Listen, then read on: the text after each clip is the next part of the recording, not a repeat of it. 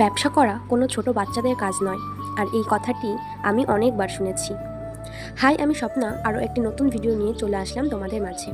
আজ কাজ করতে করতে কিছু কথা বলবো। যদি মানুষ চিনতে হয় তবে নিজে কোনো ব্যবসা বা নিজের পছন্দের কাজ শুরু করো। দেখবে তোমার আশেপাশে থাকা মানুষগুলির মুখোশ খুলে যাবে। কিছু মানুষ তোমাকে তোমার লক্ষ্য থেকে টেনে নামানোর চেষ্টা করবে, আবারও সেই ভিড়ে কিছু মানুষ তোমার পাশে এসে দাঁড়াবে। তখন তুমি ভালো খারাপ এর তফাৎটা বুঝতে পারবে। কিছু মানুষ নেগেটিভ কথা বলে তোমার মনোবল কিন্তু ভেঙে দেবে, যেমনটা হয়েছিল আমার সাথে। শুরুতেই আমাকেও কিছু কথা শুনতে হয়েছিল কিছু মানুষের মুখ থেকে, যে সেলাই শিখে কি করবি, সেলাইয়ের কোনো ফিউচার নেই, ইত্যাদি ইত্যাদি, এবং কি এখনও শুনতে হয়।